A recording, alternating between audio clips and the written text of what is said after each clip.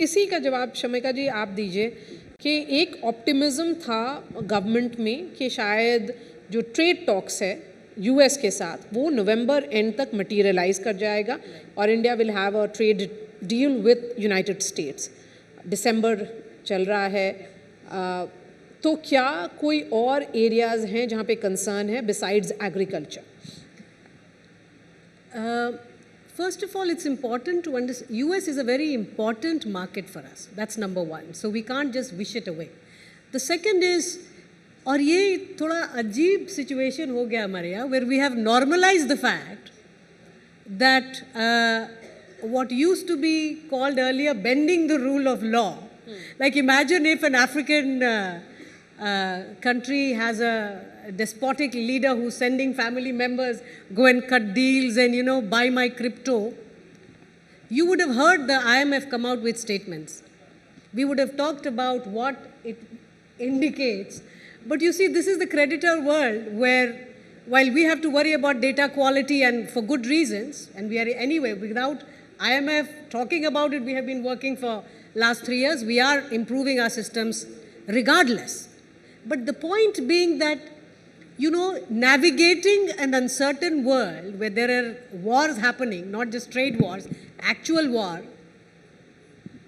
but you also have leader who is transactional is a nice way to basically say that rule of law, the way we understood it, doesn't hold anymore. So November kya, we'll try to take it till where it allows us, but there are certain non-negotiables for us.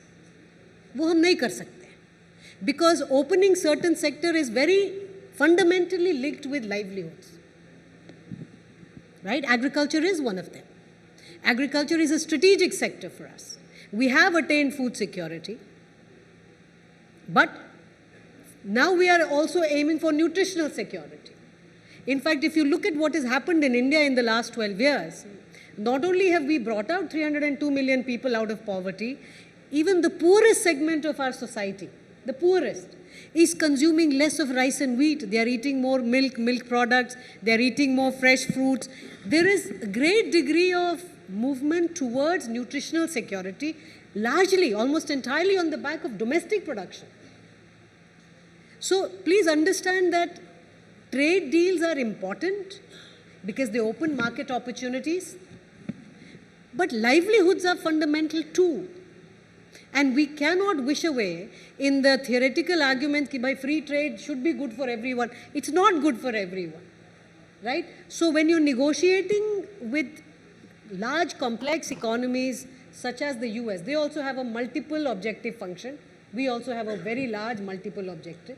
लेकिन अगर ये इस बार का जो data आया है उसमें indication है कि टैरिफ्स की वजह से भी भारत की इकोनॉमी पे ज़्यादा इम्पैक्ट नहीं हुआ है जितना इनिशियल फियर था. तो क्या उसका इंडिकेशन ये माना जाए कि न्यूअर मार्केट्स यूरोप या कहीं और वो एक्सप्लोर कर लिया गया है? Is India prepared for perhaps understanding that business minus America is also possible? No. America continues to remain a very important market for us.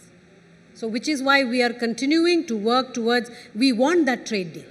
But we have also finalized trade deals, comprehensive trade deals with Australia, with the UK. We are working on one with Europe, right? So what that is happening. If you just look at the trade vis-a-vis the rest of the world, if you look at Latin America, Africa, those areas also our trade has deepened. It has gone into multiple sectors now and the volume has also increased. So those trade relations are happening, Maria. The reason tariffs have not affected us that much. And again, one small thing to understand. If you look at global trade alert data, तो पिछले 10 सालों में, if you look at the biggest 10 economies of the world, the US has brought in close to 9,700 trade protectionist policies. China has brought in close to 7,500. You know how many India brought in? 1,900. So we are not protectionist. Nothing compared to what the US and the Chinese are, but the nature of their protection is different. We have traditionally relied on tariffs. These countries rely on export subsidies. Okay, they are giving, there's a lot of money being pumped into general subsidies and export specific subsidies, but they are trade distortions. They are distorting trade, because then, you know, the government is funding a lot of what they're calling industrial policy, the CHIP Act, all of that is government putting money into getting several of these manufacturing industries jobs back. So it's not narratives, don't, you know, these are not simple things to negotiate. There are layers and layers.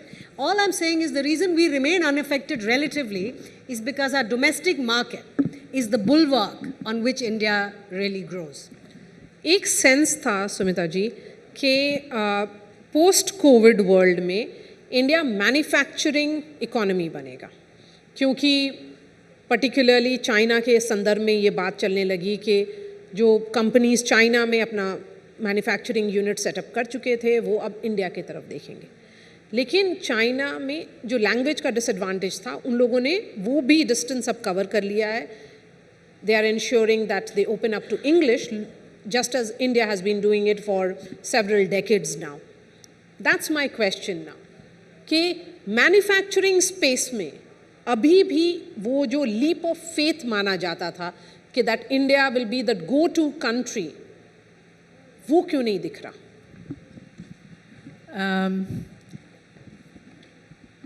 ये आपका प्रश्न बहुत अच्छा है और इसमें मैं 2-3 बातें बोलना चाहूँगी। एक तो इंडिया एक बहुत स्ट्रॉन्ग सर्विस इकोनॉमी है और दुनिया में top few economies, service economies में हम माने जाते हैं। हमारी सर्विस सेक्टर एक्सपोर्ट्स सरप्लस में है कंपेयर टू मर्चेंडाइज ट्रेड। तो एक तो ये चीज़ है और उसमें बहुत एवोल्यूशन हुई है सर्विस सेक्टर में, पर क्योंकि आपका मैन्युफैक्चरिंग का प्रश्न है मैं उसी पर रहूँगी।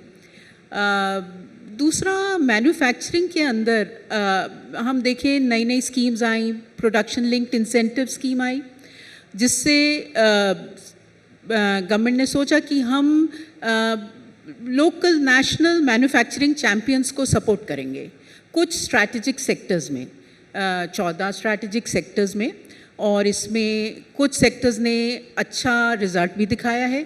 पिछले पोस्ट कोविड अगर हम देखें तो mobile manufacturing, electronics, pharma, medical devices, food processing, इस तरह से कई सेक्टर्स में हमने अच्छा रिजल्ट देखा है प्रोडक्शन लिंक्ड इंसेंटिव का, जिससे मैन्युफैक्चरिंग इंसेंटिवाइज हुई, एक्सपोर्ट ओरिएंटेड मैन्युफैक्चरिंग इंसेंटिवाइज हुई।